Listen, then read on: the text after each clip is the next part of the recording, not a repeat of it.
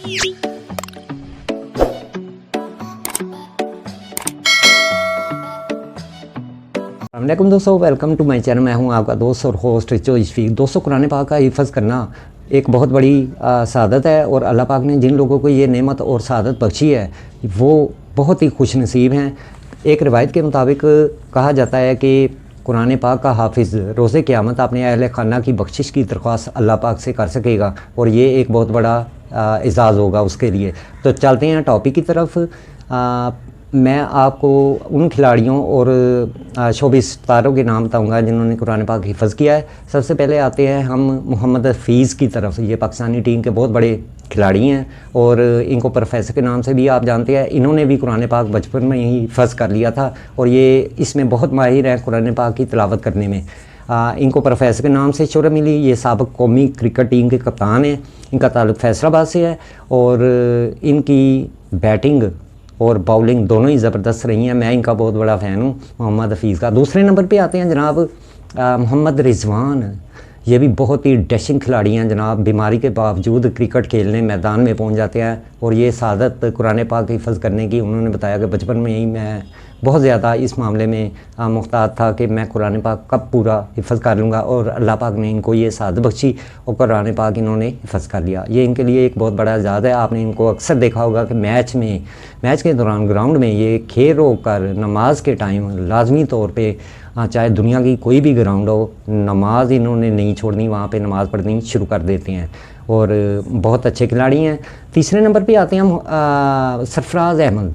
सरफराज अहमद साबिक़ कौमी कप्तान हैं, बहुत ही ज़बरदस्त खिलाड़ी हैं और इनकी कप्तानी में आपको याद होगा कि भारत से एक मैच में हमने चैम्पियन ट्रॉफ़ी का मैच था और वो फाइनल था। इस मैच को जीतना दोनों मुल्क, आपको पता है कि पाकिस्तान और भारत का मैच कोई आम मैच थोड़ा होता है, लेकिन वो भी फाइनल का हो।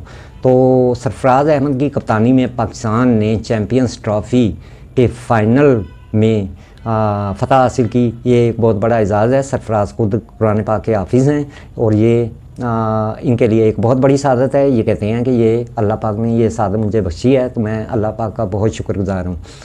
दोस्तों, चौथे नंबर पे आते हैं जनाब भारतीय अदाकार इमरान हाशमी। इमरान हाशमी भी ज़बरदस्त एक्टर हैं, चाहे विलन का रोल हो और चाहे हीरो का रोल हो। आपने इनको अक्सर फिल्मों में देखा होगा। इनकी एक्टिंग बहुत दबंग होती है और इन्होंने भी बचपन में ही कुरान पाक हिफ़्ज़ कर लिया था। कहा जाता है कि इनके वालिदैन और इनका घराना इंतहाई मजहबी है, लेकिन ये पता नहीं किस तरह शोबिज़ में आ गए हैं। चलें, अल्लाह पाक के काम है, लेकिन ये भी कुरान पाक के हाफिज़ हैं इमरान हाशमी।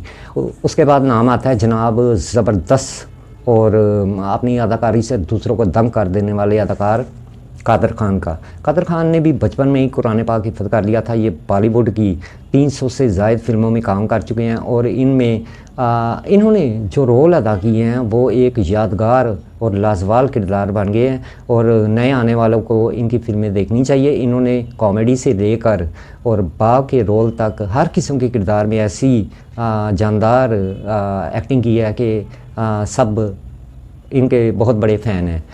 मैं भी इनका बहुत बड़ा फ़ैन हूँ। और इस नंबर पे नाम आता है जी, पाकिस्तानी मॉडल हैं और अदाकार असद भट्ट। इन्होंने भी बचपन में ही कुरान पाक हिफ़्ज़ कर लिया था। बहुत डैशिंग मॉडलिंग करते हैं ये असद भट्ट और इनको भी कुरान पाक का हाफिज़ होने का एज़ाज़ मिला है। इसके बाद जनाब आते हैं पाकिस्तानी खूबसूरत अदाकार सऊद की तरफ। अदाकार सऊद जवेरिया सऊद जो हैं एंकर पर्सन, उनके शोहर हैं और माशाल्लाह दोनों की अज़वाजी ज़िंदगी बहुत अच्छी जा रही है और बच्चे भी इनके बहुत खुश हैं।